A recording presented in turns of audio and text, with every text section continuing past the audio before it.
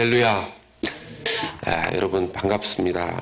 오늘 이 유희준 목사님, 우리 찬양 인도하시는 유희준 목사님이 한국에 자기 동생이 결혼식이 있어가지고, 보통 자기 동생 결혼식 있으면 자기 동생만 결혼하니까 가면 좋겠는데, 이게 또 이 직계 가족이라는 게 그렇지 않지 않습니까? 이 교회 자기 가족 행사에 참여해야 돼가지고 거기에 가고, 또 어머님께서 또 그 회갑이시고, 이래서 막 행사가 겹치는 바람에 한국을 가 있습니다. 그래서 우리 최범재 목사님이 찬양 인도하고 제가 또 막 사회 보고, 그래서 평상시와 다른 순서가 좀 진행되고 있을 텐데 여러분들 양해하시고 보시면 예배에 참여하시면 감사하겠습니다. 제가 오늘부터 여러분들 몇 번에 걸쳐서 예배 시리즈, 예배에 대해서 여러분들과 좀 말씀을 나누려고 합니다. 한동안 마음속에 제가 우리 예배가 온전한가, 우리가 예배를 잘 드리고 있는가, 어떻게 하면 바른 예배를 드릴 수 있는가 계속해서 좀 고민 중에 사실 있었습니다. 그러던 중에 제가 마음에 좀 결심을 하고, 지금 하고 있는 요한복음을 잠시 멈추고 말씀을 나눠야 하겠다 하는 그런 결심에 이르게 되었는데요. 이번 주간에 공교롭게 좀 그런 생각이 좀 들었습니다. 제가 이 예배에 대한 메시지를 준비하면서 요즘 새가족들이 좀 오시고 있는데, 좀 축복과 위로의 말씀으로 이 새가족들을 잡아야 되는데, 이 예배를 좀 회복하고 예배에 대한 이야기를 하다 보면 우리가 평상시에 드리고 있는 예배가 온전치 못할 때 좀 마음이 불편할 수 있는 메시지가 될 수도 있는데, 괜찮을까 하는 이런 인간적인 걱정도 좀 되었습니다. 그런데 하나님께서 주시는 마음의 부담이 저로 하여금 예배에 대한 메시지를 좀 해야 되겠다, 이렇게 강하게 도전이 있어서 결심을 하게 되었습니다. 교인들이 부담스러워해도 어쩔 수 없다, 새가족들이 부담스러워도 좋다, 이런 각오로 여러분들 이 예배에 대한 말씀을 좀 나눕니다. 여러분, 하나님께서 주시는 부담을 피하지 마시고 이 예배 메시지를, 예배 시리즈를 통해서 우리 개인의 예배가 회복되고 우리 달라스 연합교회 예배가 회복되고 살아나는 역사가 있기를 예수님의 이름으로 축복합니다. 이번 주에 공교롭게 제가 이 두 교회가 문을 닫은 그런 스토리를 제가 듣게 되었습니다. 저는 지금까지 이렇게 멀리서 어떤 교회가 좀 어려워졌다 이런 이야기는 들어본 적이 있지만, 제 가까이에서 교회가 문을 닫았다 하는 이런 이야기는 별로 들어본 적이 없습니다. 비록 저희 교회 이야기는 아니었지만 제게는 경종을 울리는 그런 말씀이 아닐 수가 없었습니다. 하나님께서 정말 교회 문을 닫게도 하실 수가 있구나, 이런 생각을 해보게 된 것이죠. 여러분, 하나님께서 정말 교회 문을 닫으실 수도 있으실까요? 오늘 말씀 말라기서, 오늘은 1장 1절만 읽었지만 여러분 1장 10절의 말씀을 보시면, 만군의 여호와가 이르노라, 너희가 내 제단 위에 헛되이 불사르지 못하게 하기 위하여 너희 중에 성전 문을 닫을 자가 있었으면 좋겠도다. 내가 너희를 기뻐하지 아니하며 너희가 손으로 드리는 것을 받지도 아니하리라. 여러분, 하나님께서 원하시지 아니하시면 교회가 문을 닫을 수 있다라는 것입니다. 하나님께서 원하시는 예배를 드리지 않으면 하나님께서 내 성전 문을 닫아서 사람들이 들어오지 못하게 하면 좋겠다, 이런 생각과 이런 마음을 가지신다라는 것입니다. 사랑하는 여러분, 어떻게 하면 하나님께서 성전 문을, 아예 예배당 문을 닫았으면 좋겠다 하는 이런 말씀에 이르게 되겠습니까? 우리가 잘못된 예배를 드린다라면 하나님은 예배당 문을 닫으면 좋겠다 하는 그런 말씀을 주신다라는 것이죠. 여러분, 하나님께서는 하나님의 백성들이 잘못된 길을 갈 때 그냥 가만히 내버려 두시지 않습니다. 이 하나님의 백성들 잘못된 길을 가니까 그냥 내버려 두고 나중에 골려지게 해야 되겠다, 이런 생각 하나님께서 하시지 않습니다. 그래서 하나님은 경고의 말씀을 늘 주십니다. 이사야서 13장 말씀 보면 아모스의 아들 이사야가 바벨론에 대하여 받은 경고하십니다. 나훔서 1장을 보면 니느웨에 대한 경고, 곧 엘고스 사람 나훔의 묵시의 글이라 경고하십니다. 하박국서를 보면 선지자 하박국이 묵시로 받은 경고라 경고하십니다. 스가랴서 12장 말씀을 보면 이스라엘에 관한 여호와의 경고의 말씀이라 하나님께서 경고하시는 분이십니다. 이스라엘 백성들이 잘못하면 경고하시는 그런 분이시라는 것이죠.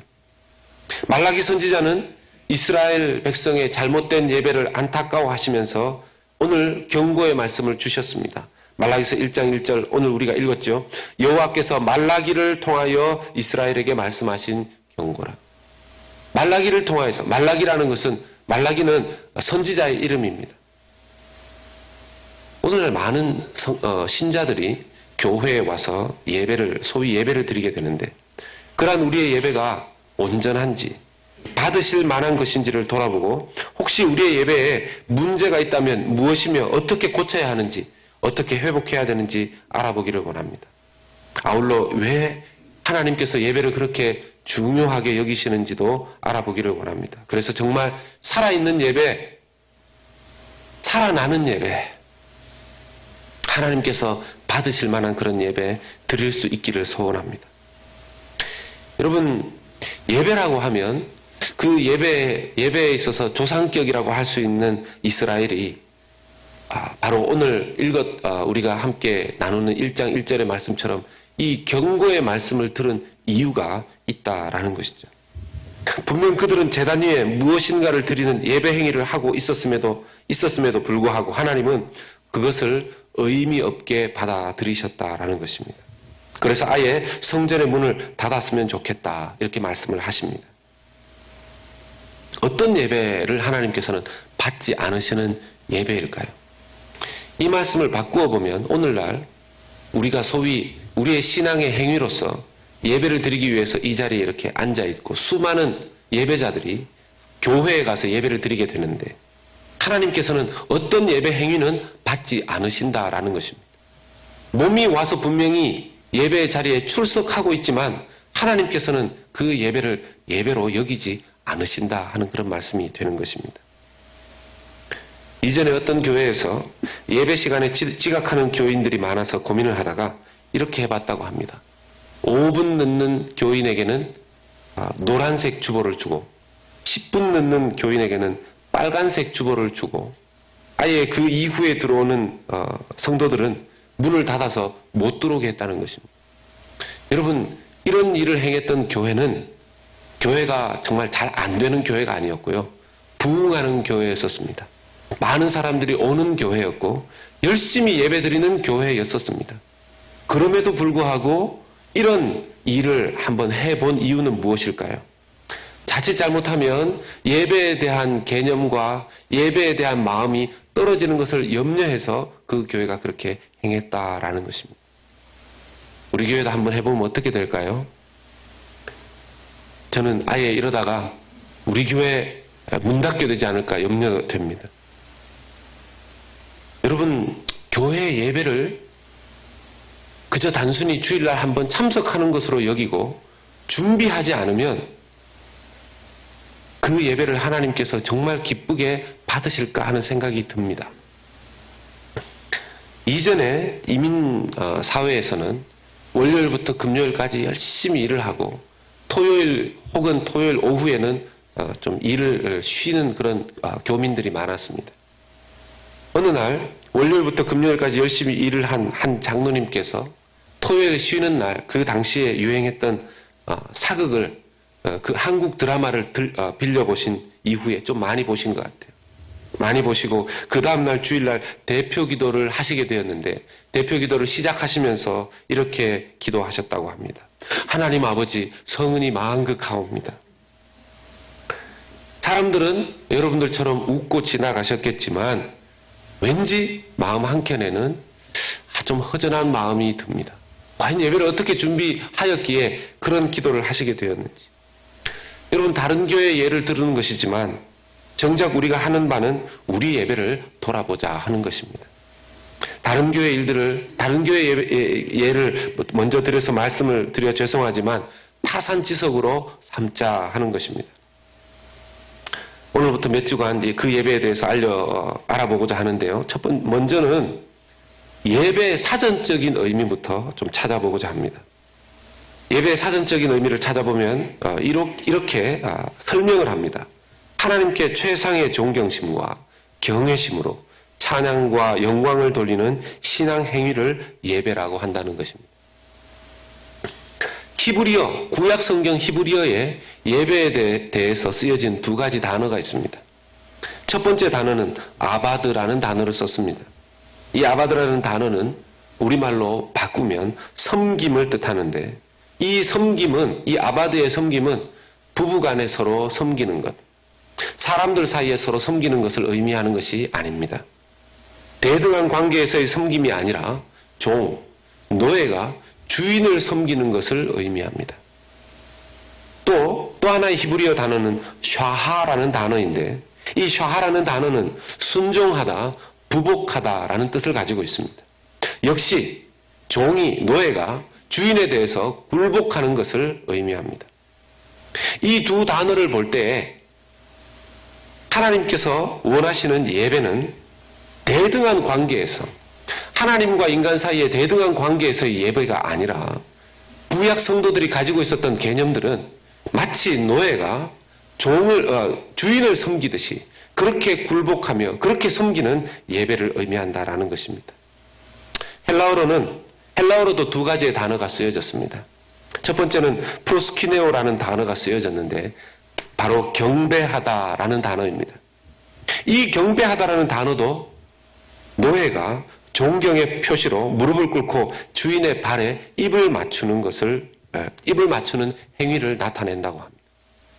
또한 나투리오라는 단어가 쓰여졌는데, 이건 역시 섬긴다라는 단어로서, 이것은 대상을 유일하게 한 분으로만 정하여서 일평생 죽을 때까지 한 사람만 섬긴다는 의미가 나투리오라는 동사입니다. 여러분, 그렇다면 성경이 말하는 예배의 단어 속에 하나님 앞에 예배를 드리는 대상은 하나님을 어떤 대상으로 바라보아야 하는지가 설명되어져 있습니다. 하나님은 어떻게 보면 우리가 종으로서 주인을 높일 때, 종으로서 주인을 향하여서 굴복하는 그런 모든 것들이 예배의 행위 속에 드러나야 된다라는 것이죠. 만약 아바드, 샤하, 프리스키네오, 나투리오, 이 네 가지의 단어의 뜻을 충분히 우리가 숙지한 상태에서 이것을 깨닫고 예배를 드린다라면, 예배를 드리면서 누군가는 드러나고 누군가는 없어지게 되어 있습니다. 바로 하나님은 드러나게 되어 있고 인간은 없어지게 되어 있다는 것입니다. 만약 예배를 드렸는데 내가 살아있고 하나님이 보이지 않는다면 그것은 올바른 예배를 드린 것이 아니다라는 것입니다. 영어 단어 예배가 월십입니다. 이 월십이라는 단어는 월드라고 하는 가치라는 단어와 쉽이라는 신분이라는 단어가 합쳐진 단어입니다. 즉, 이 말은 나의 최상의 가치를 그분에게 돌려드리는 것이 바로 월십이다라는 것이죠. 그런데 문제는 나의 최상의 가치를 주님께 돌려드리는데 내가 인정하는 최상의 가치가 아니라 하나님께서 보시고 내가 볼 때 너는 최상의 가치를 나에게 올려주는구나 하는 그런 인정이 하나님께로부터 와야 된다라는 것입니다. 만약 내가 최상의 가치를 올려드렸다고 생각하지만 하나님께서 보시기에 그것이 최상의 가치라고 여겨지지 않으신다라면 그것은 온전한 예배가 아니다라는 것이죠. 사랑하는 여러분, 우리의 예배의 대상은 존경을 받을 만한 가장 가치 있는 존재이신 하나님이신 줄로 믿습니다. 만약 그 대상이신 하나님께 온전한 예배를 올려드리지 못한다라면 우리는 하나님의 이 말라기 말씀처럼 큰 경고를 받게 되고 그 결과는 실로 상상하기 싫은 그런 엄청난 파멸로 결과짓게 될 수도 있을 것입니다. 요한계시록 2장 5절의 말씀은 이렇게 우리에게 경고합니다. 그러므로 어디서 떨어졌는지를 생각하고 회개하여 처음 행위를 가지라. 만일 그리하지 아니하고 회개하지 아니하면 내가 내게 가서 내 촛대를 그 자리에서 옮기리라. 사랑하는 여러분, 예배에 있어서, 예배를 시작함에 있어서 예배의 요소 중에 하나는 참회와 회개입니다. 예배 자리에 들어올 때 참회와 회개를 통해서 정결한 마음으로 하나님 앞에 나오지 못하면 하나님을 보는 예배, 하나님을 만나는 예배는 어려워지게 됩니다. 이전의 구약의 예배와 이전의 초대교회 예배 때에는 참회의 기도가 예배 시작 전에 있었습니다. 오늘날도 어떤 교회는 참회의 기도로 예배를 시작하는 교회들이 있습니다. 하나님 앞에 다 함께 참회하는 시간을 가지십시다 라고 할 때 교우들과 함께 한 1분 정도 지난 한 주간을 돌아보면서 하나님 앞에 참회의 기도를 올려드리는 것이죠. 어느 날 개신교가 이 참회의 기도가 너무 형식적이다라는 그런 평가를 받으면서 많은 교회들이 이 참회의 기도를 순서 속에서 빼게 되었습니다. 여러분, 저는 내년 2018년에 또 한 번 저희 교회 예배의 순서와 시간들을 조정하려고 지금 기도하며 우리 교역자들과 기획하고 있는 중에 있습니다. 하나님께서 제 마음에 네가 기도하며 예배의 시간과 순서를 조정하는 것보다 더 중요한 것은 예배의 내용이 무엇인지, 온 교회가 예배가 무엇인지부터 깨닫는 것이다 하는 말씀을 저한테 주셨습니다. 예배 시간을 아무리 조정하고 예배 순서를 아무리 멋있게 다듬는다 하여도 예배를 드리는 우리의 자세가 하나님 앞에 바로 되어지지 않는다라면 그것은 단순히 또 하나의 형식적인 예배를 또 하나 만들어내는 것밖에 되지 않는다라는 것이죠. 예배가 원래 하나님과 인간 사이, 즉 피조물과 창조주 사이, 하나님께서 만들어 놓으신 인격적인 신이신 하나님께서 인격적으로 만든 인간과의 관계 속에서 이루어지는 자연스러운 예배였었습니다. 그런데 그것이 죄 때문에 어느 날 가로막히게 된 것이죠. 성경에 이 죄가 세상에 들어온 이후에 드렸던 예배 중에서 하나님께서 인정하실 수 있는 예배와 하나님 앞에 실패한 예배의 그 모습이 하나님께서 샘플처럼 드러난 부분이 있습니다. 바로 가인과 아벨의 예배입니다. 창세기 4장 3절에서 5절의 말씀을 보면 세월이 지난 후에 가인은 땅의 소산으로 제물을 삼아 여호와께 드렸고 아벨은 자기도 양의 첫 새끼와 그 기름으로 드렸더니 여호와께서 아벨과 그의 제물은 받으셨으나 가인과 그의 제물은 받지 아니하신지라 가인이 몹시 분하여 안색이 변했다고 했습니다. 여러분, 아벨의 예배와 가인의 예배의 차이가 무엇입니까? 먼저 여러분, 아벨의 제사를 보십시오. 아벨의 예배를 보십시오. 그는 그 제사 제물로 무엇을 드렸습니까? 양의 첫 새끼를 드렸다고 그랬습니다. 아벨은 양치는 자였습니다. 아벨은 양을 목축하는 사람이었습니다. 그런데 자기가 그 목축을 함에 있어서 첫 양의 새끼가 태어났을 때 이것을 하나님 앞에 드리기로 작정하였습니다. 여러분, 그가 목축하는 자였다면 양의 새끼들이 많이 태어났을 것입니다. 그 중에 첫 새끼를 기억하는 것은 그리 쉽지 않을 수도 있습니다. 아마 양의 첫 새끼에 표시를 해놓고 하나님께 제사를 드리기 위해서 이 양이 섞이지 않도록, 이 양의 첫 새끼가 섞이지 않도록 주의했을 것입니다. 그런 준비 후에 하나님 앞에 제단을 올려드릴 때 그때 양의 첫 새끼와 또 기름으로 하나님 앞에 예배를 드렸다라는 것이죠. 받지 않으셨던 가인의 제사를 보겠습니다. 5절의 말씀에 보면 가인과 그 제물은 받지 아니하였다고 하였고요. 4절의 말씀 가운데에도 3절의 말씀 가운데 가인은 땅의 소산으로 제물을 삼아 여호와께 드렸다고 그랬습니다. 어떤 신학자는 아벨의 제사는 피의 제사, 어린 양의 제사이었기 때문에 하나님께서 받으신 것이고 가인의 제사는 땅의 제사였기 때문에 받으시지 않았다 이렇게 말하는 신학자들이 있는데 저는 이 신학적 입장을 받아들일 수가 없습니다. 왜냐? 여러분, 나중에 레위기에 보면 땅의 소산, 때로는 곡식을 갈아서, 제가 이 예배 시리즈에서 분명히 레위기의 그 5대 제사를 가지고 우리가 어떤 예배를 드려야 될지 여러분들과 나눌 것입니다. 예, 오늘은 서론 격에 해당되니까요. 하나님께서 땅에 있는 소산, 땅의 제물로도 하나님 앞에 예배드리고 제사 드릴 수 있게 하셨습니다. 그렇다면 땅의 소산으로 가인이 제물을 드렸다라고 해서 하나님이 받지 않으신다라는 것은, 이것은 하나님의 어떤 일관성 있는 그런 부분을, 인격을 볼 때 맞지 않는 이야기입니다.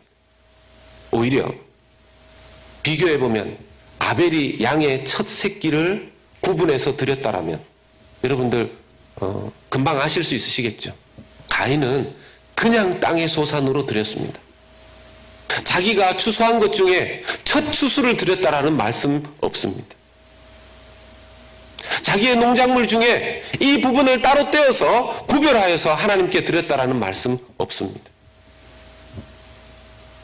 그저 자기에게 있는 것 중에서 가지고 나온 것이죠. 여러분, 이것이 인간이 하나님 앞에 죄를 범하고 난 이후에 드려서 성공한 예배자의 표본이고 실패한 예배자의 표본입니다. 가인은 더군다나 예배를 드린 이후에 몹시 분하여 안색이 변했다라고 하였습니다. 내가 올바른 예배를 드리고 난 이후에 반응과 내가 실패한 예배를 드리고 난 이후의 반응은 이렇게 차이가 납니다. 예배를 드린 이후에 마음이 오히려 더 혼란스럽고, 예배를 드린 이후에 오히려 분노가 일어난다면, 예배를 드리고 난 이후에 그것이 자기 자신에게 대하여서 무엇인가 문제로 발견이 된다면 예배는 실패하는 예배를 드렸다라는 것입니다. 어떤 분들은 그렇게 얘기합니다. 저는 하나님께 마음이 상한 것이 아니고 사람에게 마음이 상한 것입니다. 이 말은 반은 맞지만 반은 틀린 것입니다. 여러분, 우리가 교회 갈 때, 예배드리러 갈 때 누구에게 예배를 드리고 누구를 믿기 위해서 교회를 가고 예배에 참여한다고 합니까? 하나님을 믿고 하나님을 예배하기 위해서 교회에 가고 하나님을 믿는다고 이야기합니다. 그런데 정작 상처는 누구에게 받는다고 그럽니까? 사람에게 받는다고 그럽니다. 여러분, 시작할 때는 하나님을 믿고 하나님을 예배한다고 시작한 그 신앙이 어찌 상처를 사람들에게 받는다는 것입니까? 그 말은 하나님을 믿고 하나님을 예배한다고 하였지만 결국 기대는 누구에게 하였다는 것입니까? 사람에게 했다라는 것입니다. 하나님이 받으실 만한 예배를 하나님 앞에 올려드렸다라면 사람이 무슨 말을 하든 웬만해서는 상처받지 않습니다. 하나님이 받으시는 예배를 자기가 올려드렸고 예배에 성공하는 사람이 되었다라면 예배당의 문을 닫고 나가는 그 순간 하나님 앞에 또 다른 예배가 시작됨을 자기 마음속으로 알 수 있다는 것입니다. 저는 이 가인과 아벨의 제사에 여러 측면이 있지만 오늘 여러분들에게는 한 가지를 특별히 강조하고 싶습니다. 바로 준비입니다. 예배의 준비. 한번 따라서 하시겠습니다. 준비된 예배자가 됩시다. 한 번 더 하겠습니다. 준비된 예배자가 됩시다. 여러분, 준비된 예배자가 되시기를 바랍니다. 혹시 잠을 자지 않는데도 불구하고 성령 충만하기 때문에 잠이 안 오시는 분 계십니까? 밤을 꼬박 세웠는데 너무 성령 충만하고 하나님을 사랑하기 때문에 전혀 잠이 오지 않는 그런 분 계십니까? 밥을 한 끼도 안 드시고 하루를 보냈는데 너무 성령 충만해서 배가 하나도 안 고픈 혹시 그런 분 계십니까? 하나님은 인간을 그렇게 만들지 않으셨습니다. 아무리 성령 충만하여 금식을 하여도 인간은 배가 고프게 마련입니다. 예수님께서도 40일을 금식하시고 줄이신지라 그의 100%의 인간의 어떤 것을 가지고 계셨기 때문에 이렇게 표현하십니다.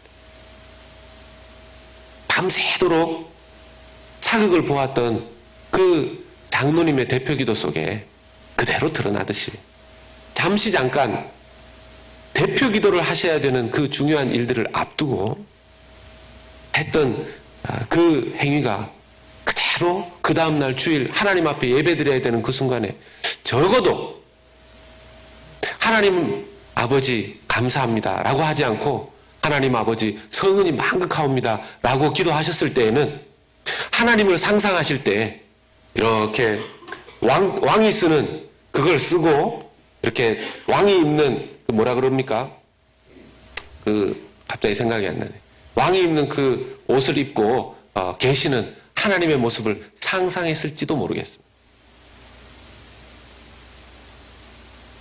예배는 예배 당일에 허겁지겁 옷을 입고 달려와서 자리에 앉아서 지갑에서 황급히 있는 돈 중에서 큰 돈 빼고 작은 잔돈들 골라서 헌금 바구니에 넣고 축도 마치면 일어나서 만나고 싶었던 사람들 만나러 돌아다니는 그런 교제하기 위해서 오는 예배가 아닙니다.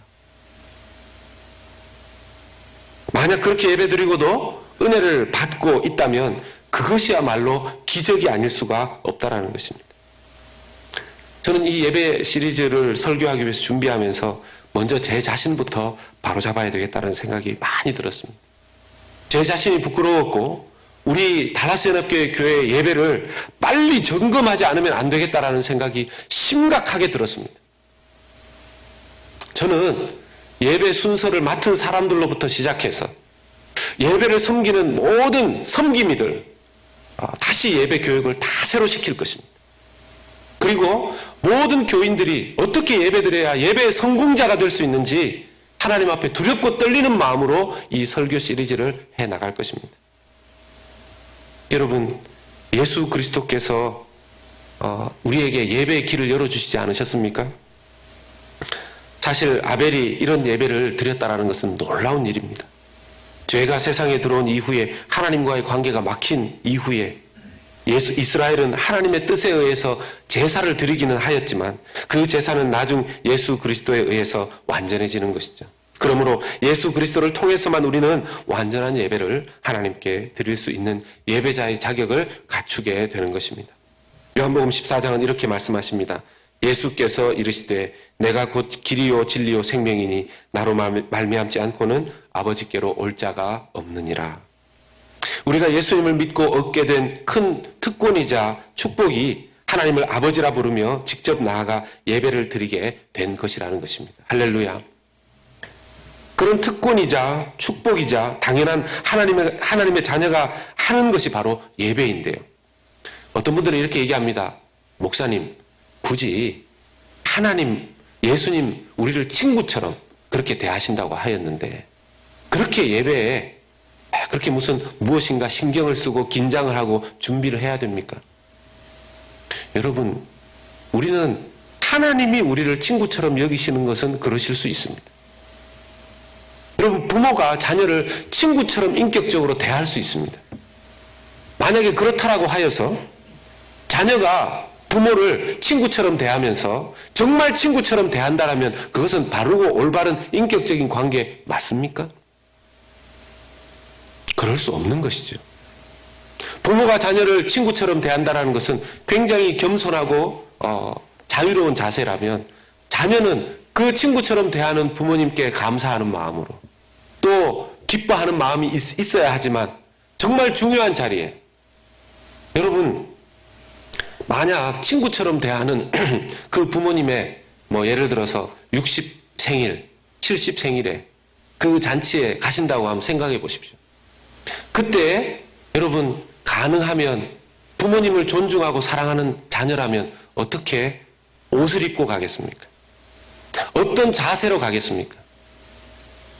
만약 정말 그 부모님을 존경하고 사랑한다면 평상시에 친구처럼 대해준 그 부모님이 너무 감사하고 고맙다면 그리고 모든 것을 서포트하고 도와주었던 지원해 주었던 그 어르신에 대한 그 감사함이 있다라면 적어도 다른 날이 아닌 특별히 구별된 그 날에 대해서 그 아버지에게 그 어머니에게 나아가는 그 날은 복장과 마음가짐이 다를 것이라고 생각이 됩니다. 주일이 바로 그런 날이라는 것이죠.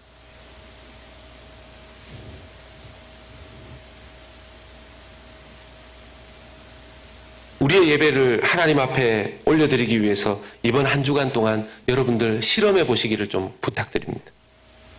하루라도 이번 주간을 보내실 때, 내일부터, 오늘부터 시작해서 이번 한 주간을 보내실 때 여러분 주일 예배를 위해서 꼭 기도해 보시기 바랍니다.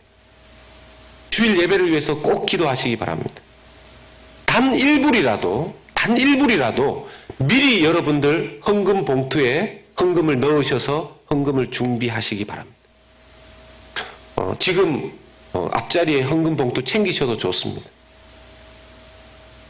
당일날 와서 허겁지겁 지갑에서 꺼내시기보다는 1불이라도 돈의 액수를 말씀드리는 거 아닙니다. 그래서 제가 1불이라는 단어를 썼습니다. 미리 준비된 헌금을 준비해 보시기를 바랍니다. 그리고 토요일 저녁에는 내일 입을 옷도 미리 좀 꺼내서 걸어 놓으시고, 그리고 예배 때 만날 교우들을 위해서도 기도하시고, 성가대를 위해서도 기도하시고, 찬양팀 위해서 기도하시고, 설교자를 위해서도 기도하시고, 자신이 들을 말씀을 위해서도 기도하시기 바랍니다. 그리고 토요일 저녁에 잠시 좀 묵상하는 시간도 가지시고, 보실 수 있다면 토요일 저녁이든 또 주일 아침이든 성경 시편의 말씀 같은 것들을 한번 읽고 오실 수 있으면 좋겠습니다. 기도하고 잠을 청하시고 아침에 평상시보다 조금 더 일찍 일어나셔서 감사의 기도를 드리신 다음에 교회로 오실 때에는 가급적이면 라디오나 CD 주님 찬양을 들으시면서 오시면 좋겠습니다. 괜히 이상한 이야기 나누시고 하시다가 오시다가 서로 관계 안 좋아져서 다시 이 예배당 문 앞에서 딴 데로 돌아가시거나 얼굴 붉히며 들어오셔서 마음 가라앉히는데 시간 오래 보내시지 않도록 말입니다. 그리고 예배 시간 전에 도착하셔서 예배를 위해서 기도하는 시간을 가지시면 좋겠습니다. 존 스토트 목사님이 심호하셨던 올소울 처치, 영국의 올소울 처치는 이런 습관을 가지고 있다고 합니다. 성도들이 1시간 전에 교회에 도착해서 예배를 기도로 준비했다고 합니다. 저는 1시간까지는 여러분들에게 바라지 않습니다. 적어도 5분, 10분 전에는 여러분들께서 이 예배당에 앉아 있을 수 있으시기를 부탁을 드립니다. 어쩌다가 예배가 끝난 후에 어떤 교인이 와서 저에게 이렇게 말씀하실 때가 있습니다. 목사님, 오늘 예배를 드리다가 감동을 받아서 눈물이 났습니다. 오늘 예배를 드리다가 회개가 되어서 눈물이 났습니다. 목사님, 오늘은 예배를 드리다가 너무 기뻤습니다. 오늘 예배 중에 어떤 것을 결심해서 실천하기로 했습니다. 목사님, 오늘 예배를 드리다가 너무 찔리고 마치 저한테 하시는 이야기 같았습니다. 이런 말씀을 하시는 분들, 이런 고백을 하시는 분들은 죄다 하나님을 예배 가운데 만난 분들이라고 할 수 있습니다. 저는 저와 여러분들이 예배 가운데 모두가 다 하나님을 만나는 그런 예배 되기를 주님의 이름으로 간절히 소원하는 것입니다. 요한복음 4장 23절의 말씀입니다. 아버지께 참되게 예배하는 자들은 영과 진리로 예배할 때가 오나니 곧 이때라. 아버지께서는 자기에게 이렇게 예배하는 자들을 찾으시느니라. 사랑하는 성도 여러분, 오늘날 하나님이 참되게 예배하는 자들을 찾고 계십니다. 저와 여러분들이 하나님이 찾으시는 그 예배자 되기를 주님의 이름으로 간절히 축원합니다. 우리 함께 기도하도록 하십시다. 함께 기도했으면 좋겠습니다. 소리를 내어서 통성으로 합심해서 이렇게 기도하십시다. 하나님, 지금까지의 예배를 돌아보겠습니다. 참된 예배를 드리지 못한 부분이 있다면 깨닫게 해주시고 회개하게 해주시고 앞으로 아벨처럼 예배에 성공하게 하여 주시옵소서. 이번 한 주간 예배를 준비하여 반드시 새로운 예배자로 새로운 예배를 드리는 회복이 있게 하여 주시옵소서. 우리 다 같이 합심해서 통성으로 기도하도록 하겠습니다. 기도합니다. 하나님께서 오늘 이 특별히 우리 시온 찬양대 찬양을 기뻐 받아주신 줄로 믿습니다. 오늘 보니까 이렇게 암보를 했죠. 암송하듯이 여러분 자세히 보셨습니까? 이렇게 함께 찬양하느라고 눈 감고 이렇게 하신 분들은 또 못 보셨을 수도 있으니까 한 번 더 하라고 하기는 좀 그렇고, 악보를 펴지 않고 다 이 악보를 외워서 암보 찬양을 올려드렸습니다. 저는 이분들이 이걸 암송하기 위해서 얼마나 많이 노력했을까 하는 생각이 듭니다. 여러분도 그렇지 않습니까? 남이 찬양했다고 지금 이렇게 남 얘기하는 것처럼 이렇게 보시는데 이걸 암송하려면 쉽지가 않습니다. 그런데 여러분, 모든 예배도 그렇고 모든 하나님 앞에 올려드리는 것은 준비할수록 그 은혜가 더 큰 줄로 믿습니다. 마음에 제가 소원하기는 계속 좀 이렇게 했으면 좋겠는데, 저하고 눈을 안 마주치시는데, 언젠가는 제 소원이 이루어지기를 저 혼자서는 열심히 기도하겠습니다. 제가 이번 한 주간에 있었던 그 가슴 아픈 이야기가, 공교롭게 이번 주간에 제가 두 교회의 문 닫은 이야기를 듣게 됐습니다. 뭐 이번 주간에 문을 닫은 것은 아니죠. 벌써 어떤 한 교회가 문을 닫고 어떤 한 교회가 문을 닫았다, 이런 이야기를 들었는데요.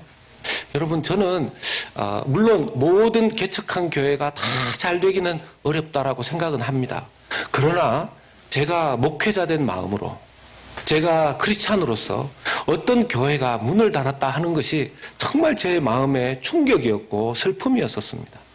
어떤 교회가 왜 문을 닫았는가, 그 사정은 제가 잘 모르지만 그 문을 닫았다라는 이야기만 들어도 정말 마음이 아팠습니다. 그리고서 또 한편으로는 50년 동안 하나님께서 우리 교회 지켜주시고 문 닫게 하지 않으신 그 은혜도 참 감사한 마음이 있었습니다. 여러분, 하나님께서 오죽했으면 교회를 문을 닫게 하실까, 그런 생각이 들었는데요. 제가 성경 속에서 문 닫게 하시는 하나님의 말씀을 본 적이 있습니다. 여러분, 말라기, 구약 성경 말라기서 1장 10절의 말씀을 보면, 만군의 여호와가 이르노라, 너희가 내 제단 위에 헛되이 불사르지 못하게 하기 위하여 너희 중에 성전 문을 닫을 자가 있었으면 좋겠도다.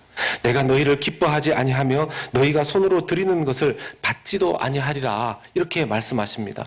여러분, 저 말씀 가운데 너희 중에 성전 문을 닫을 자가 있었으면 좋겠다, 내가 이 예배를, 너희들이 드리는 제사를 기뻐하지 않는다, 이런 말씀을 말라기 성경 가운데 하셨습니다. 어쩌면 하나님의 그 마음에 있는 것이 그대로 이루어져서 그 교회들이 문을 닫았다라면 정말 저의 마음은 더 아프고 안타까웠었습니다.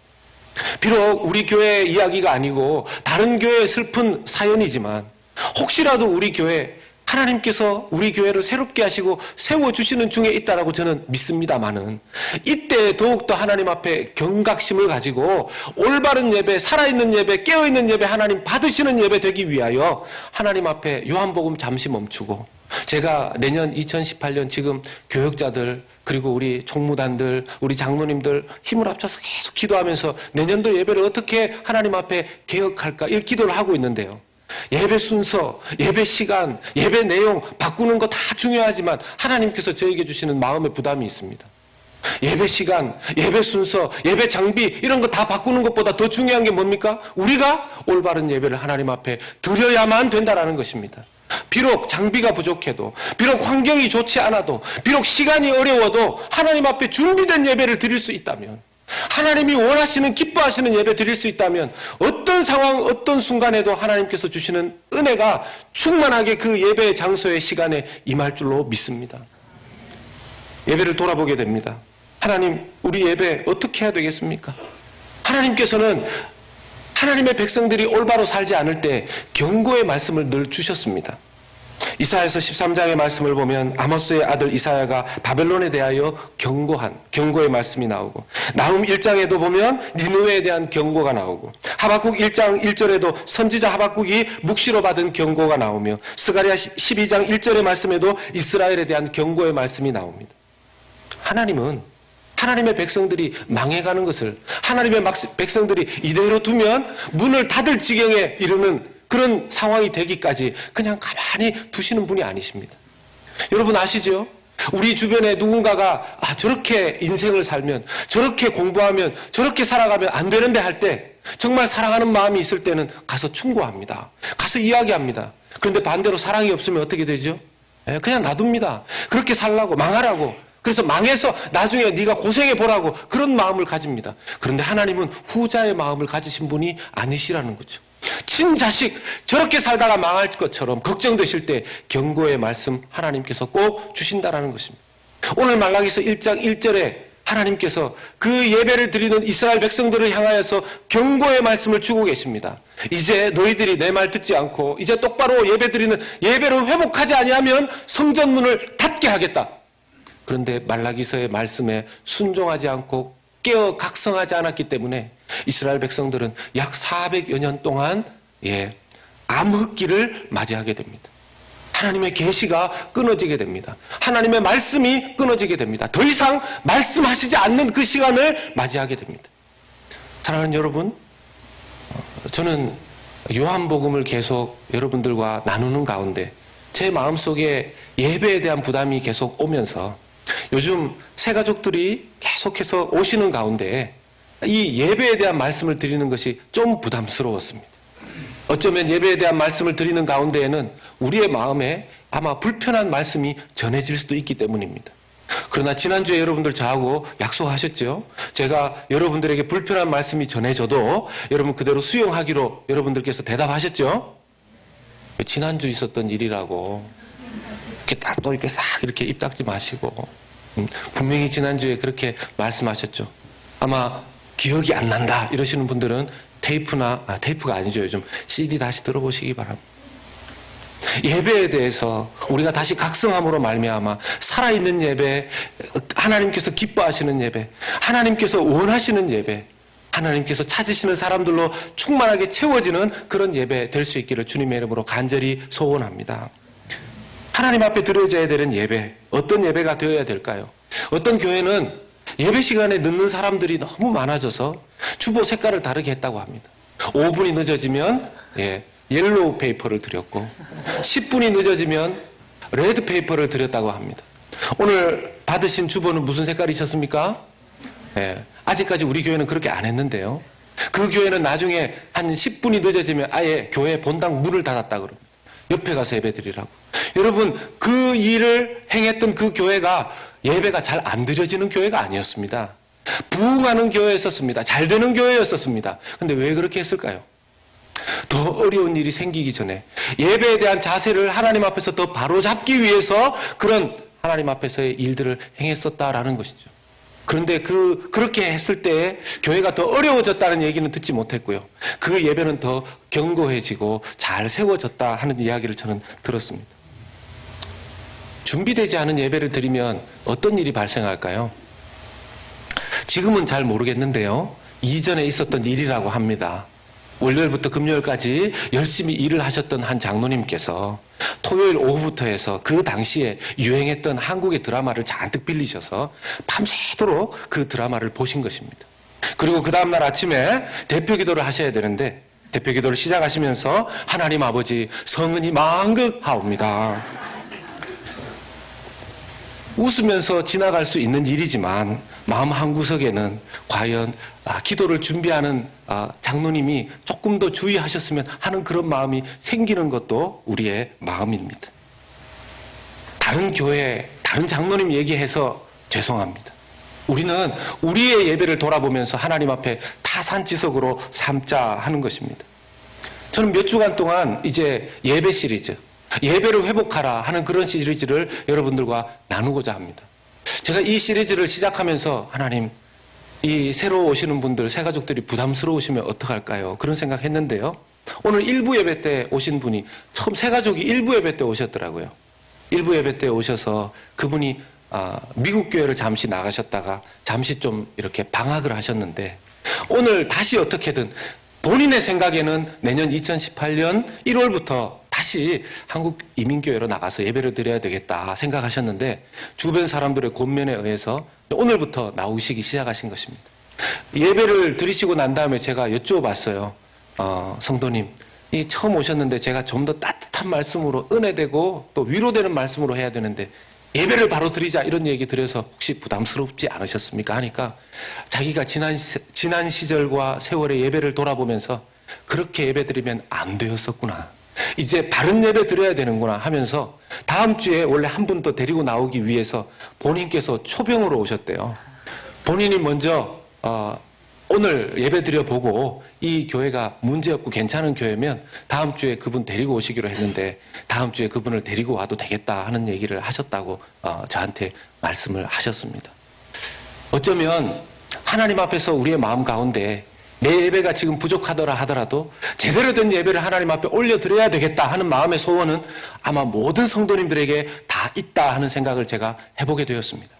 이미 예배 잘 드리시는 여러분들인 줄로 제가 믿습니다만은 함께 예배에 대한 말씀 나눔으로 말미암아 더 온전한 예배 올려드리시는 저와 여러분들, 우리 연합의 가족들 되시기를 예수님의 이름으로 부탁드리며 축복합니다. 예배가 무엇인지 사전적인 의미를 먼저 찾아보면 히브리어로 두 단어가 등장을 합니다. 첫 번째는 아바드라는 단어가 있는데요. 이 아바드라는 단어는 섬김을 뜻합니다. 예배한다 할 때 이 아바드라는 단어, 섬기는데 문제는 서로 부부간에 섬기는 것, 또 사람 사이에 섬기는 것을 의미하는 것이 아니고요. 이 섬김은 대등한 관계가 아닌 아주 격차가 많이 나는 대상을 섬기는 것입니다. 예를 들면, 그래도 사람 사이에 예를 들자면 노예가 주인을 섬길 때 사용하는 단어가 바로 이 아바드입니다. 두 번째 히브리어가 샤하라는 단어인데, 이 샤하라는 단어는 순종하다, 부복하다 하는 뜻을 가지고 있습니다. 이 순종하다, 부복하다 하는 단어는 노예가 주인에게 굴복하는 것을 의미합니다. 이 두 단어를 볼 때 노예의 자세로 주인을 높여드리는 것이 이 단어 안에 들어가 있는 것이죠. 헬라어 단어로는 프로스키네오라는 단어가 쓰여졌습니다. 경배하다 하는 뜻을 가지고 있습니다.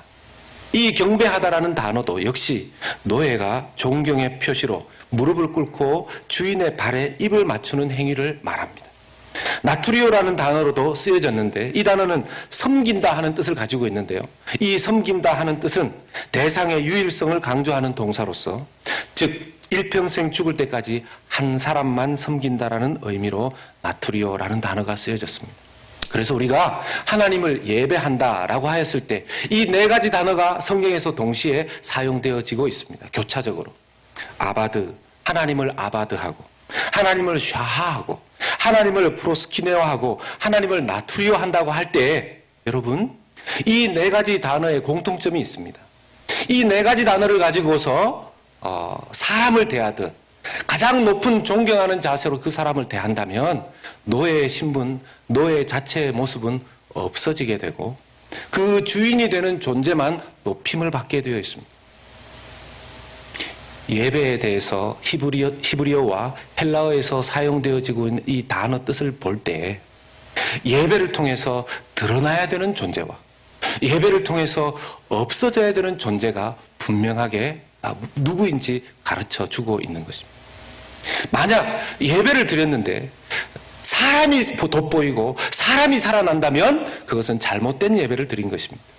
예배를 드린 이후에 하나님의 영광이 예배 후에 남아있게 된다면 그것은 바른 예배를 드리게 되었다라는 것입니다. 사랑하는 여러분, 우리의 예배는 어떤 예배를 드리고 있을까요? 어떤 분들은 신앙의 습관을 따라서 교회에 나오는데 그분이 교회를 나오는 목적이 하나님을 보기 위해서, 하나님을 만나기 위해서, 하나님 앞에 무릎을 꿇고 그분의 발에 입을 맞추기 위해서 예배를 나오는 것이 아니라 오랜만에 일주일 동안 헤어졌던 교우들 만나기 위해서 예배에 나온다면 이미 예배의 대상 자체가 잘못되어 있다는 것입니다. 이미 그분의 예배는 시작부터 실패하고 시작되는 예배가 된다라는 것입니다. 어떤 경우에 이런 말씀을 하시는 분들이 있습니다. 목사님, 하나님은 사랑이시고 이제 예수님을 통해서 하나님의 자녀가 된 우리들, 예수님께서 그 자녀들을 친구처럼 대하신다고 하였는데 그렇게 딱딱하게 예배를 드릴 필요가 있습니까? 그렇게 경직되게 예배를 드릴 필요가 있습니까? 그렇게 말씀하시는 분들이 있습니다. 여러분, 부모와 자식 사이에도 인격적인 부모는 자식을 친구처럼 대해주는 그런 부모님들이 있습니다. 아주 겸손하신 것이죠. 그런데 자식이 그것을 잘못 이해해서 부모님이 나를 친구처럼 대하니까 나도 그냥 막 친구처럼 대해도 되는구나. 그래서 그 도를 넘어서 친구를 대하듯이 야, 자 그렇게 말하고 함부로 말한다면 그것은 부모가 자식을 친구처럼 대하는 인격적인 대우에 대해서 잘못 해석하고 있는 것이 되지 않겠습니까? 그것과 마찬가지로 하나님께서 겸손하게 우리를 친구처럼 대해주신다는 것은 너무너무 감사한 말씀이지만 우리는 하나님의 그 인격적인 친밀함 플러스 주님을 주님답게 대우해야 되는 우리의 자세는 그대로 가지고 있어야 될 줄로 믿습니다. 여러분, 정말 존경하고 사랑하는 여러분, 이 세상에 가장 존경하고 사랑해야 되는 대상은 왕도 아니요, 대통령도 아니요, 자녀의 입장에서는 부모가 되어야 되는 줄로 믿습니다. 여러분, 기독교는 효도의 종교예요. 기독교는 질서의 종교입니다. 부모가 자식을 사랑하고 아끼듯 자녀는 부모를 공경해야 되는 것이 성경의 10계명에도 나와 있습니다. 하나님이 원하시는 것입니다. 그런데 너무 인격적인 부모님의 7순생일에 8순생일에 너무 친구처럼 대하니까 복장도 평상시에 일하던 복장 그대로, 또 평상시에 자기 7순 되는 8순 되는 아버지 어머니의 생신도 까맣게 잊고 있다가 갑자기 후다닥닥 생각이 나서 달려가서 그 생신잔치에 오게 된다라면 정말 그것을 기쁘게 여길 부모가 누가 있겠습니까? 오늘날 우리가 사람을 대하는 자세도 그러하지 않아야 되는데 하나님을 대하는 예배의 자세가 너무너무 틀렸을 때가 많다라는 것이죠. 제가 이 말씀을 준비하면서 제 자신이 얼마나 부끄러웠는지 모릅니다. 오늘 저는 서론 격에 해당되는 예배를 살리고 예배를 회복해야 되는 이 말씀을 전하면서 제 자신 돌아보면서 우리 사랑하는 교우들과 함께 이제 당분간 하나님 앞에 어떤 예배를 드려야 하는지 살펴보고자 합니다. 여러분들께서 예배에 대해서 하나하나 다시 점검해 나갈 때 우리의 예배가 회복되는 역사 꼭 베풀어 주시기를 주님 이름으로 간절히 소원합니다. 우리의 예배라는 이 단어를 잠시 히브리어 헬라어에서 찾아봤는데 영어 단어만 봐도 그렇습니다. 영어 단어가 뭐죠? 예배가? 월십 아닙니까? 이 월십이라는 단어가 이렇게 구성되어 있습니다. 월드라고 하는 가치와 쉽이라고 하는 대상, 이것이 함께 합쳐져서 이 최상의 가치를 드릴 만한 대상이다 하는 것이 월십의 원래의 뜻입니다. 그러면 우리의 예배의 대상은 존경을 받을 만한 가장 가치 있는 존재에게 예배를 드리게 된다는 것이죠. 우리의 가장 가치 있는 것을 올려드릴 수 있는 대상, 사랑하는 여러분, 저와 여러분들은 내가 생각하는 가장 가치 있는 것을 주님께 지금 올려드리고 있습니까? 그 판단은 누가 하는 것입니까? 우리가 하는 것이 아니라 그 예배를 받으시는 하나님이 하시는 것입니다. 여러분 잘 아시겠지만 구약에 하나님 앞에 죄를 지은 아담과 하와 이후에 하나님 앞에 인간과 사람 사이 관계의 문이 막혀버렸습니다. 그런데 그때 예배를 올려드렸던 첫 제사를 드렸던 사람들이 있는데 그 사람들이 누구냐 하면 여러분 잘 아시는 가인과 아벨의 제사입니다. 그 가인과 아벨의 제사를 보면 예배에 성공한 사람의 모델이 나오고 예배에 실패한 사람의 모델이 나오게 됩니다. 창세기 4장 3절에서 5절의 말씀을 보겠습니다. 같이 한번 읽어보겠습니다. 세월이 지난 후에 가인은 땅의 소산으로 제물을 삼아 여호와께 드렸고 아벨은 자기도 양의 첫 새끼와 그 기름으로 드렸더니 여호와께서 아벨과 그의 제물은 받으셨으나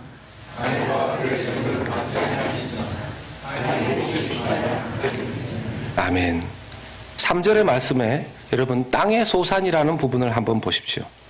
가인은 땅의 소산을 들여서 제사를 드렸다고 했습니다. 아벨은 양의 첫 새끼와 그 기름으로 드렸다고 했습니다.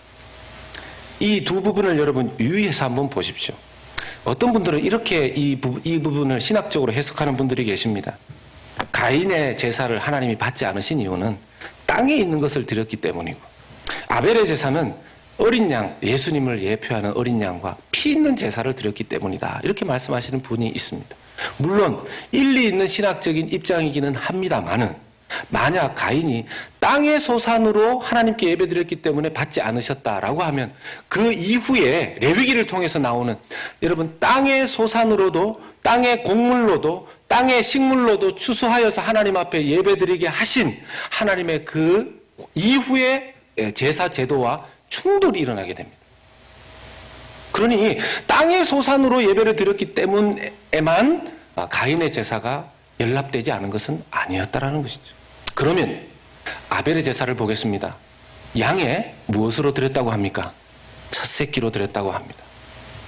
아벨은 아마 목축업자였던 것 같아요. 그래서 하나님께서 주신 그 수많은 양들 중에서 태어난 첫 양을, 새끼 양을 구별하였습니다. 그 이후로도 아마 양은 계속 태어났을 겁니다. 그럼에도 불구하고 아벨은 그 첫 새끼를 잘 표시를 해놓았다가 다른 양들과 양의 새끼들과 섞이지 않게 해놓아서 제사를 드려야 되는 그때에 하나님 앞에 올려드렸던 것입니다. 구별된 제사, 준비된 제사를 하나님 앞에 올려드린 것이죠. 그러면 땅의 소산을 드렸던 가인의 경우에는 자기가 뿌린 씨앗의 첫 소산을 올려드렸다는 얘기는 없습니다. 그저 땅의 소산을 드렸다라는 이야기가 됩니다. 자기가 곡식 지은 것들 중에서 그날 제사에 들어가면서 오늘 제사 드리는 날이네. 그러면서 이렇게 저렇게 주섬주섬 챙겨서 예배로 갈 가능성이 높았다라는 것이죠. 여러분, 이미 여기에 그 사람의 예배 마음의 준비가 달라져 있다라는 것입니다. 그래서 5절의 말씀에 보면 가인의 인격과 그 마음과 그 재물은 받지 않으셨고, 또 보면 아벨의 그 제사는 받으신 것입니다. 제사이기 이전에 누구를 받고 누구를 받지 않으신 것입니까? 제사 전에 가인의 마음 중심, 제사 전에 아벨의 마음 중심이 더 하나님 보시기에는 중요했다라는 것이 됩니다. 예배가 제대로 드려지지 않을 때 더 큰 문제는 예배 후에 있습니다. 가인은 자기가 하나님 앞에 준비되지 않은 제사를 예배를 드린 이후에 그 안색이 변하고 분하여서 어쩔 줄을 몰라 합니다. 여러분, 어쩌면 예배의 성공과 실패는 이 자리에 와서 이 공간 안에서 좌우되는 것이 아니고요, 예배드리기 이전에 일주일의 삶 가운데 그 준비되는 과정 속에서 이미 판가름이 나게 됩니다. 그럼 실제로 가장 은혜 많이 받는 분 중에 한 분이 누군지 아십니까? 예배 시작 전에 일찍 오셔서 예배를 위해서 기도하시는 분들이 있으십니다. 여러분, 유명한 영국의 존 스토트 목사님, 이제 고인이 되셨지만 존 스토트 목사님이 영국에서 심호하셨던 올소울 처치가 있습니다. 이 올소울 처치에 하나의 영적인 성도들의 습관이 있는데, 대부분의 성도들이 예배 1시간 전에 와서 예배를 위해서 기도한다라는 것입니다. 여러분, 그 예배자는 은혜를 받을까요? 받지 않을까요? 오늘 예배가 시작되기 전에 1부 예배 시작되기 전에 오셔서 기도하신 분들이 계십니다. 2부 예배 시작되기 전에 오셔서 기도하신 분들이 계십니다. 3부 예배 시작되기 전에 오셔서 준비 기도하신 분들이 계십니다. 아마도 그분들은 예배에 참여하는 분들을 위해서 기도하셨겠지만 가장 많이 은혜 받는 분들은 바로 본인 자신들일 것이다. 저는 그렇게 생각을 합니다. 왜냐하면 이미 그분들은 기도로 준비가 되어 있기 때문이라는 거죠. 만약 내가 준비되지 않은 채로 이곳에 왔음에도 불구하고 은혜를 주셨다라면 그것이 하나님이 살아계신 증거입니다. 그것이 하나님이 사랑이시고 하나님이 자비하신 증거입니다. 주님께서 우리에게 원하시는 것은 남이 준비해 놓은 그 잔치를 이제 받아 먹는 사람만 되지 말고 예배자가 되어서 그 예배의 은혜를 이제는 나누어주고 함께 동참하는 자가 되라고 말씀하시는 줄로 믿으시기를 바랍니다. 우리 연합교회 예배가, 우리 1부 예배, 2부 예배, 3부 예배가 그런 예배가 드려질 때 놀라운 역사가 예배 가운데 드려지는 줄로 믿습니다.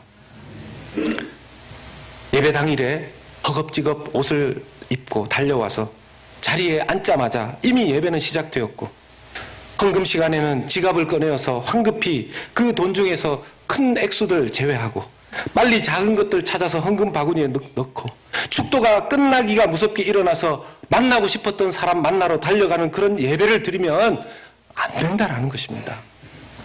준비된 예배, 이번 한 주간 여러분들에게 숙제를 내어드릴 것입니다. 이번 한 주간은 준비된 예배 드리시기를 바랍니다. 단 일부를 여러분들 준비하시더라도, 단 일부를, 여러분 금액의 문제가 아닙니다. 절대로 금액의 문제가 아닙니다. 단 일부를, 아니 1불짜리가 없어서 코인을 넣으셔야 된다 하더라도 헌금 봉투에 미리 예배 전에, 오시기 전에 준비하셔서 가지고 오신다라면 마음 자세부터 그 준비된 자세의 예배 하나님께서 주시는 은혜가 완전히 다를 줄로 믿습니다. 주님께서 우리를 향하여 예배의 길을 열어놓지 않으셨습니까? 이 땅에 하나님께서 인류를 내시고 가장 원하시는 것, 하나님과 인간 사이에 아름다운 인격적인 교제가 이루어지는 것, 하나님의 마음의 바람 아니십니까? 그런데 인간의 죄로 인해서 자기 마음대로 살아가고자 하는 인간의 그 욕망이 선악과를 따먹게 되고, 그때 이후로 하나님과 인간 사이는 길이 막혀버렸죠. 예수님께서 열어놓으셨습니다. 비록 구약시대 때 레위기를 통해서 어떻게 제사를 드려야 되는지를 계속해서 하나님께서 말씀해 주셨지만 그 인간적인 제사로는 완벽할 수가 없었습니다. 예수 그리스도께서 직접 오셔서 길을 열어놓으셨습니다. 요한복음 14장 6절의 말씀 같이 읽겠습니다. 시작. 예수께서 이르시되 내가 곧 길이요 진리요 생명이니 나로 말미암지 않고는 아버지께로 올 자가 없느니라. 아멘. 예수님을 믿게 된 사람이라면 우리는 하나님 아버지를 예배하는 그 열린 길에 놓여 있게 된 줄로 믿습니다. 그 열린 길에 놓여 있음에도 불구하고 하나님 앞에 예배드리는 일을 게을리하고 있다라면 우리는 하나님 앞에 구원받은 그 축복만 누리지 우리에게 구원을 허락하신 하나님을 향하여 마땅히 올려드려야 할 그것은 안 하고 있는 불효막심한 자녀들이 될 수도 있다라는 것입니다. 사랑하는 여러분, 어쩌다가 예배가 끝난 이후에 저에게 오셔서 이렇게 말씀하시는 분이 계십니다. 목사님, 오늘 예배 중에 참 눈물이 났습니다. 어떤 분들은 그렇게도 얘기하세요. 목사님이 저를 울렸어요. 저는 그분 울린 적 없습니다.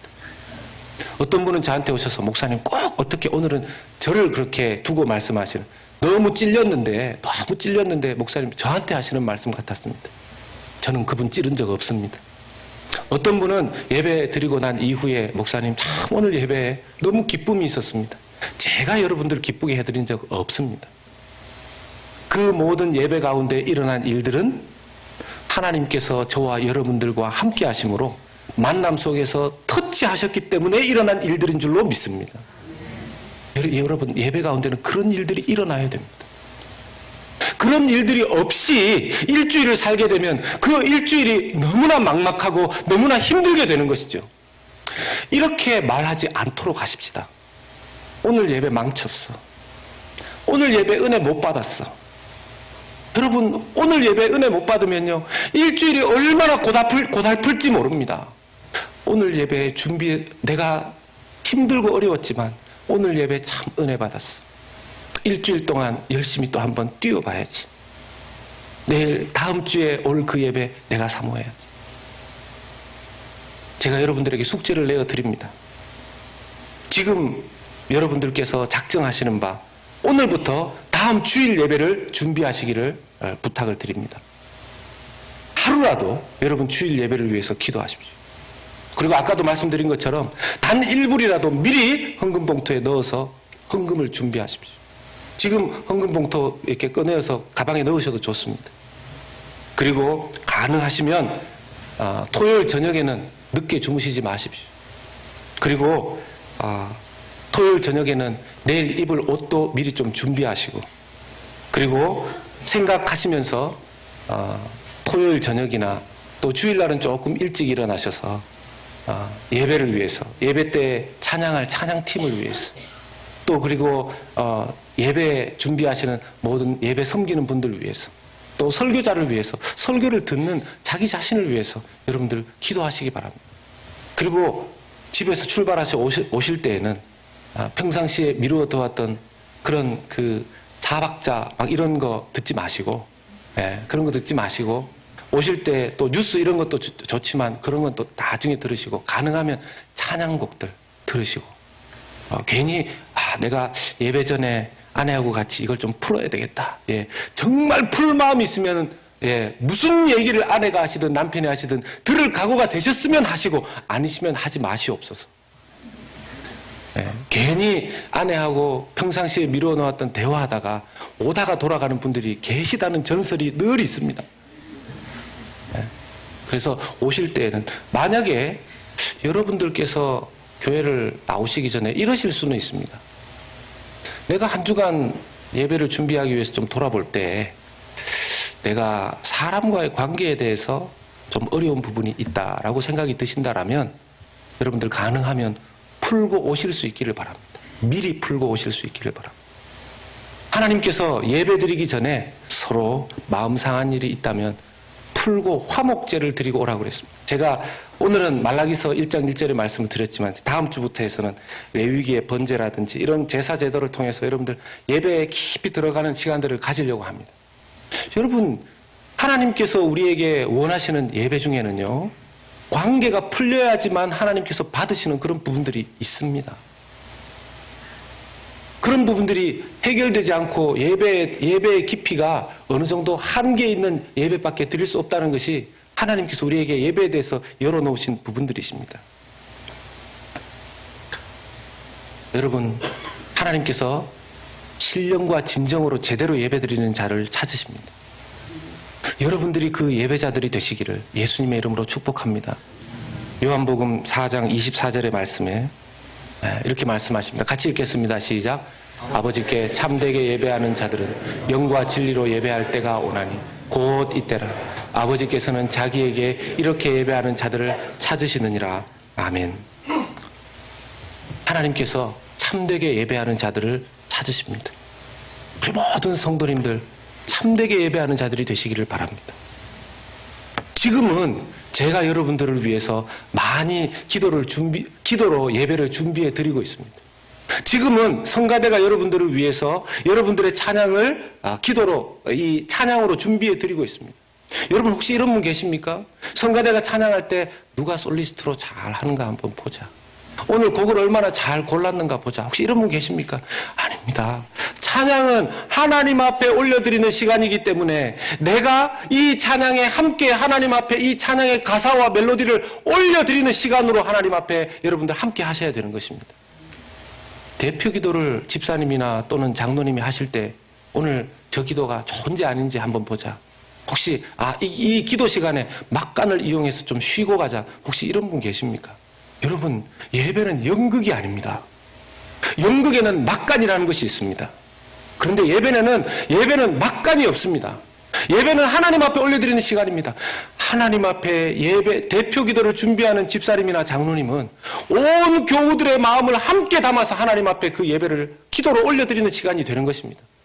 그 당사자뿐만 아니라 온 교우들이 그 기도를 하나님 앞에 올려드릴 때 한 마음으로 주님 앞에 올려드려야 되는 것이죠. 어떤 교회를 보면요, 대표 기도를 하나님 앞에 하는 그 시간에 성가대가 우르르 내려갔다가 우르르 올라왔다가 이런 교회들이 있습니다. 여러분, 하나님 앞에 기도가 올라가고 있는 그 시간에 우르르 올라갔다 내려갔다 하는 것이 저는 마음에 하나님 앞에 합당하지 않다고 생각합니다. 가능하다면 그때는 움직이지 않는 것이 좋죠. 왜요? 하나님 앞에 한 사람의 기도도 소중한데 이 여러 교우들의 기도의 제목과 내용을 올려드리는데 그때 움직이는 것은 저는 좋지 않다고 생각을 합니다. 여러분, 예배 개혁, 개인의 예배 개혁, 우리 교회의 예배 개혁이 일어날 때 하나님께서 여러분, 제가 이런 설교를 한다는 것은 우리 교회 예배가 지금 엉망이라서가 아닙니다. 절대로. 이미 여러분 무엇인가 문제가 있고 무엇인가가 잘못되어 있었으면 여러분 다른 것으로 해결해야죠. 그런 문제가 적을 때, 지금 하나님 앞에서 우리 교회에 은혜를 주시고 있으실 때, 제가 요즘 여러분들을 바라보시는 게 아니라 바라보면서 자꾸 드는 마음이 할 수 있다. 하나님이 50년 동안 우리 교회를 지켜주셨다면 할 수 있다. 하나님께서 우리 교회를 통해서 하시고자 하는 일이 반드시 있으시다. 하나님께서 우리 교회를 새롭게 하시고 계속해서 새롭게 하셔서 또 다른 50년을 하나님 준비하기를 원하신다. 이런 확신이 제 마음에 자꾸 들어오기 때문입니다. 그렇기 때문에 여러분들과 함께 예배를 바르게 하자라는 말씀을 이제 준비한다는 것이죠. 이제 여러분 함께 기도하기를 원합니다. 우리 합심해서 한번 함께 기도하겠습니다. 이렇게 기도하십시다. 하나님, 지금까지의 저의 예배를 돌아봅니다. 참된 예배 드리지 못한 부분이 있다면 깨닫게 하시고 회개하게 하여 주시고 앞으로 아벨과 같이 예배의 성공자 되게 하여 주시옵소서. 특별히 이번 한 주간 예배를 준비하여서 반드시 새로운 예배자, 하나님께서 기뻐하시는 예배자 되게 하여 주시옵소서. 다 같이 합심해서 통성으로 소리내어서 기도하도록 하겠습니다. 기도하십니다.